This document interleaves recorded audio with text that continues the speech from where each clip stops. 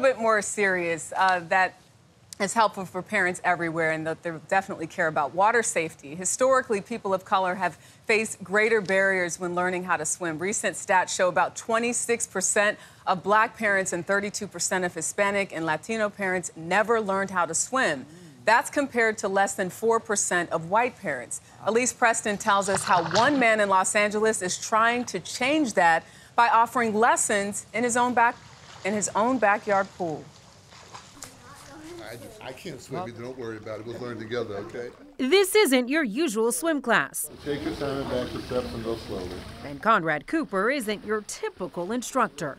Why are you kicking so fast? You in a hurry? You have a date or something? For 3 decades, the 70-year-old has been juggling tens of thousands of little ones, teaching them to swim in the warm turquoise waters of his backyard saltwater pool.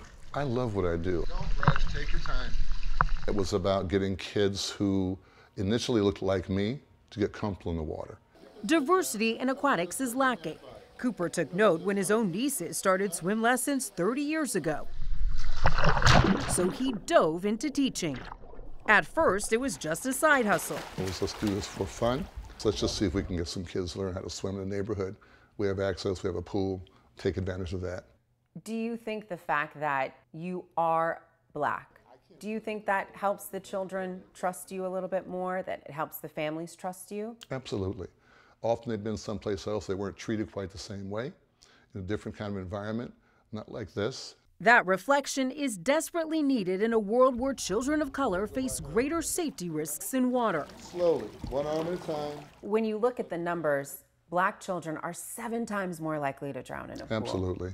That's heartbreaking. It is heartbreaking. And I'm helping to get them out of that particular situation where they are now safe and comfortable in the water.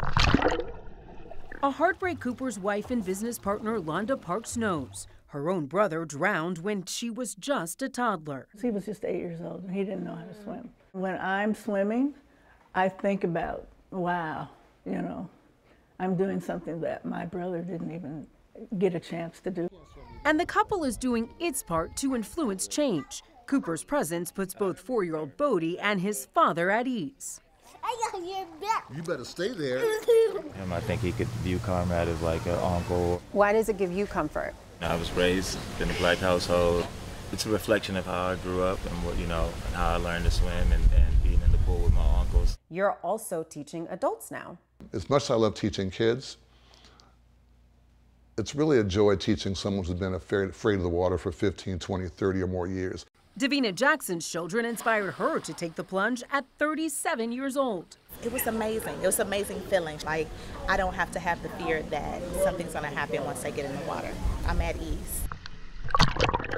While it took some coaxing at first, this group of kids ended the week with some smiles and a sense of achievement.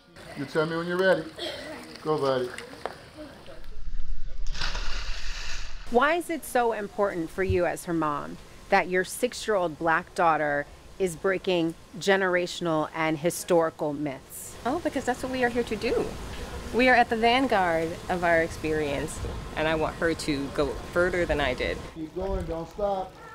When you look at how many people of color around the country are not swimming, what is your biggest hope?